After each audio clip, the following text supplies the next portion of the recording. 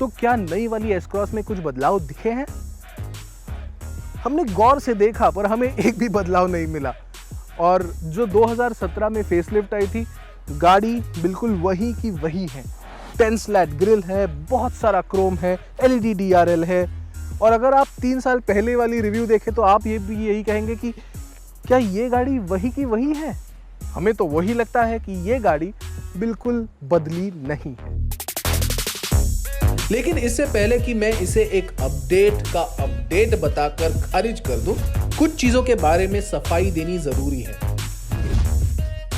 3 सालों में बहुत कुछ बदला है और अगर तकनीक की बात करें तो यह अपडेट सटीक है।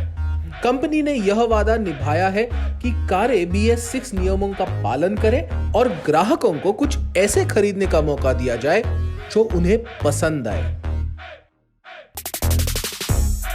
तो नई एस क्रॉस जो है वो इन्हीं सब चीज़ों को मद्देनजर रखते हुए बनाई गई है।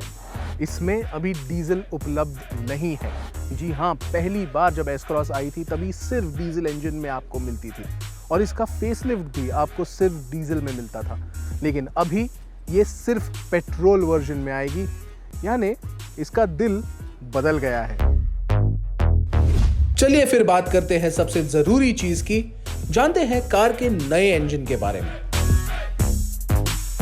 हम इसके लिए कोई अजनबी नहीं है क्योंकि यह वही 1.5 लीटर मोटर है जिसे हमने XL6, विटारा ब्रेजा और यहां तक कि अर्टिगा में भी देखा है।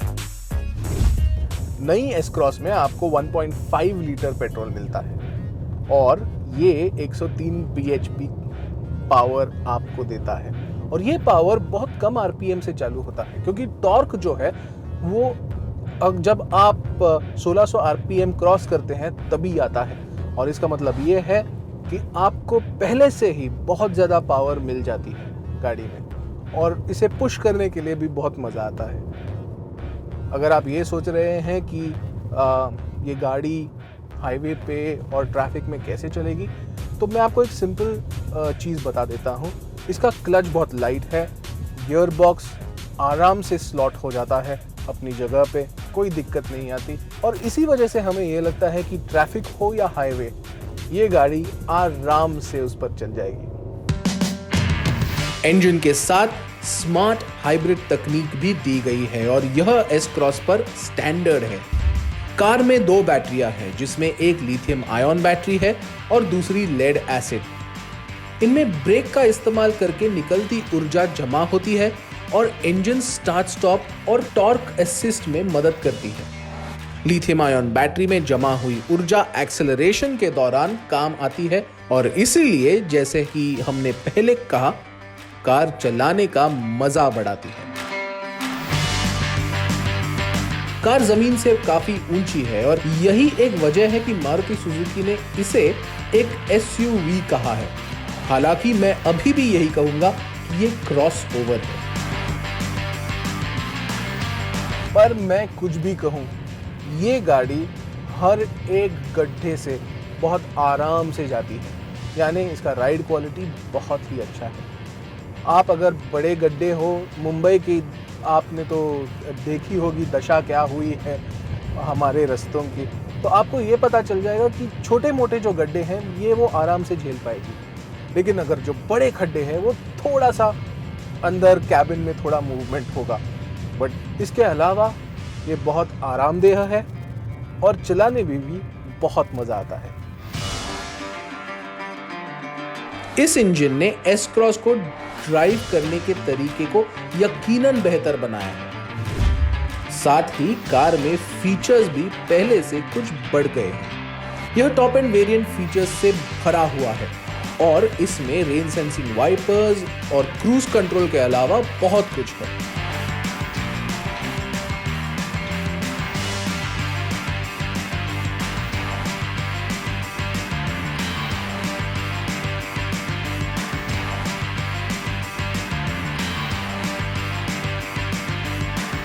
लेकिन क्या कैबिन में पहले से कोई बदलाव है?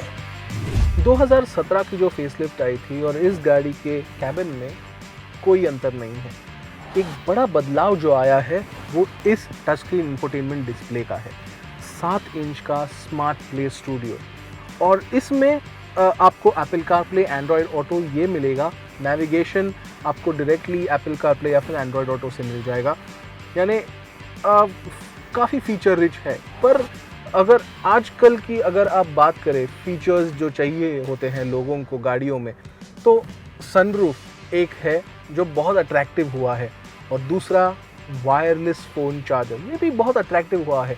शायद मारुति सुजुकी ने कहा है कि ये दो अभी फ़िलहाल नहीं चाहिए। ओवरऑल अगर गाड़ी का स्पेस देखें आप तो बहुत अच्छा है और बहुत आरामदायक भी है। जो सीट्स है उसके बहुत आरामदायक है, पर बदलाव चाहिए थे जो नहीं किए गए हैं, और ये गाड़ी फ़िलहाल अभी भी 2017 वाली ही।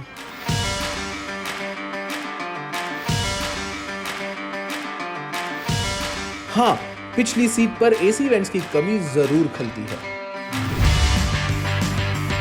कार 4 वेरिएंट्स के साथ पेश की गई है। यह देखते हुए एस क्रॉस हर तरह के फीचर से लेस होती तो बड़ा फर्क पड़ता, इसलिए कार हमें और चाहने पर मजबूर करती है। लेकिन जब बात कीमत की आती है तो एस क्रॉस एक मजबूत बयान देती है, और यहां मारुति ने अपना कमाल दिखाया है। यह Renault Duster, Nissan Kicks, Hyundai Creta और यहां तक किया सेल्टोस जैसे कॉम्पैक्ट एसयूवी से सस्ती है। और मैं सिर्फ सबसे सस्ते वेरिएंट के बारे में बात नहीं कर रहा हूं। एस क्रॉस का बेस वेरिएंट डस्टर की तुलना में 10,000 रुपए सस्ता है, और क्रेटा और सेल्टोस से इसकी कीमत 1,60,000 रुपए कम है। सबसे महंगा वेरिएंट भी क्रेटा से 28,000 रुपए सस्ता है और सेल्टोस से 5,000 रुपए कम। लेकिन ध्यान रहे कि क्रेटा और सेल्टोस कनेक्टेड कारें हैं, और अगर यही आप एस क्रॉस पर चाहते हैं तो सुजुकी कनेक्ट के लिए 10,000 रुपए अलग से देने होंगे। मारुति का बड़ा सर्विस नेटवर्क भी जोड़ दिया जाए और आपके पास एक ऐसा फॉर्मूला है जो हमेशा जीतता है।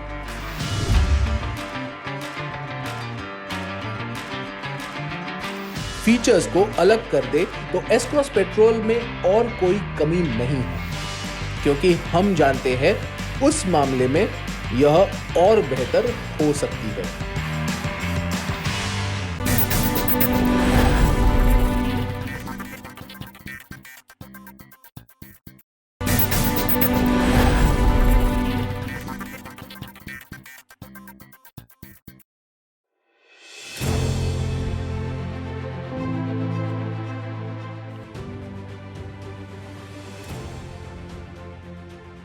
मर्सिडीज बेंज GLS बड़ी है, बहुत बड़ी है। इनफैक्ट ये अपनी पिछली जनरेशन से भी थोड़ी ज़्यादा बड़ी है साइज़ में, और ऐसा बहुत मुश्किल होगा कि आप इस कार को रोड पे देखें और मुड़ के दोबारा ना देखें। कंपनी ने डिज़ाइन में भी काफ़ी बदलाव किए हैं, लेकिन उसके बारे में ज़्यादा बातें ना करते हुए सीधे चलते हैं गाड़ी के केबिन के अंदर, क्योंकि यहाँ हैं कई सारे फीचर्स जो इस कार को बनाते हैं S class of SUVs।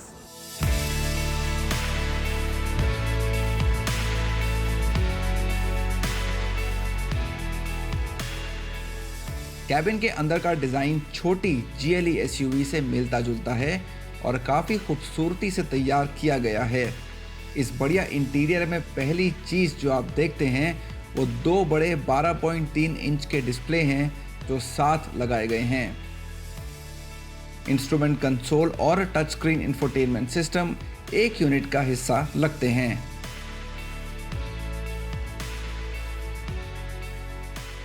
Mercedes Benz ने GLC फेसलिफ्ट SUV पर भारत में पहली बार अपना MBUX सिस्टम पेश किया था, और अब ज़्यादातर नई मर्सिडीज कारों में ये मर्सिडीज मी कनेक्टिविटी सिस्टम वॉइस कमांड के साथ आता है।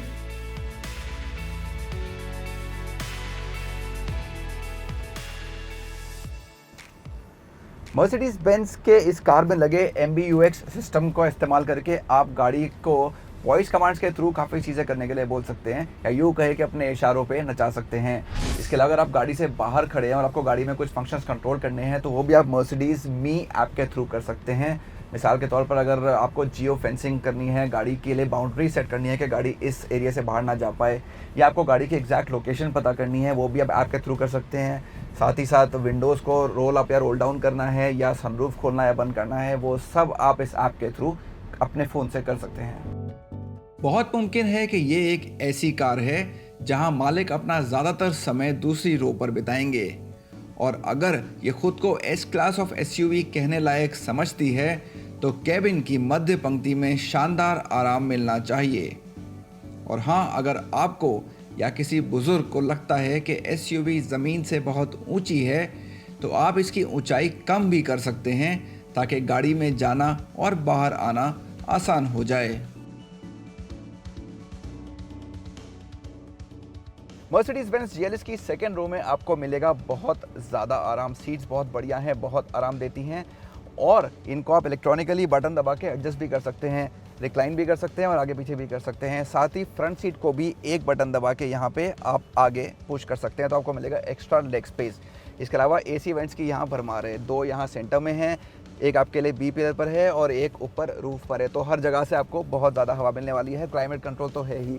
फाइनली अगर आपको और आराम चाहिए तो सेंटर आर्मरेस्ट को एक्टिवेट करें और ज़्यादा आराम पाएँ। यहाँ पे एक टैबलेट लगा होता है जिसके थ्रू आप बहुत ज़्यादा फंक्शंस को कंट्रोल कर सकते हैं, और साथ ही अपना फ़ोन भी इस वायरलेस चार्जर पे चार्ज कर सकते हैं।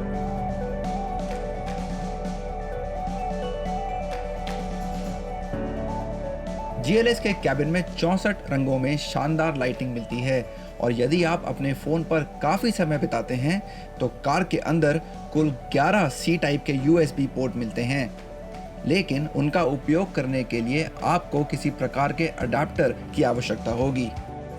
साथ ही पीछे की सीट पर बैठने वाले एक वैकल्पिक रेयर सीट मनोरंजन पैकेज भी ले सकते हैं, जिससे सफ़र का आनंद बढ़ जाएगा। और यदि आप आसमान का दीदार करना चाहते हैं तो GLS में विशाल पैनोरामिक सनरूफ भी है। लेकिन अगर आपको एक बढ़िया मसाज का मजा लेना है तो ये आपको अगली सीटों पर ही मिलेगा। GLS की थर्ड रो में पहुंचना कुछ खास मुश्किल काम नहीं है। एक बटन दबाइए और सीट आपके लिए पूरा रास्ता साफ कर देती है। यहाँ आके बैठने के बाद मेरे पास एक और बटन है, वो मैंने दबाया और ये सेकंड रो की सीट वापस अपनी जगह पे आना शुरू कर देती है। तो इसके यहाँ आने के बाद एहसास होता है कि जैसा कि तकरीबन हर गाड़ी में होता है, थर्ड रो की स्पेस कुछ ख़ास ऐसी नहीं है कि आपको खुश करेगी।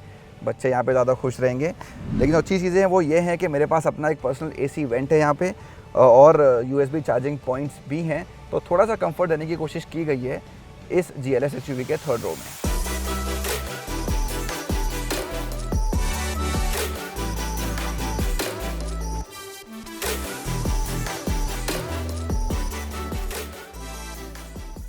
मर्सिडीज बेंज GLS बड़ी और बोल्ड है और विशेष रूप से सड़क पर चलते हुए शानदार लगती है। इसका बड़ा आकार आपको अपने रियर व्यू मिरर में 1 मील दूर से ही दिख जाएगा। कहने की ज़रूरत नहीं, ये SUV 5 बड़ों और 2 बच्चों या एक पालतू जानवर को बड़े आराम से सफ़र का मज़ा देगी। आरामदायक सवारी से लेकर कई सारे फीचर इस कार को यकीनन S क्लास ऑफ SUV बनाते हैं।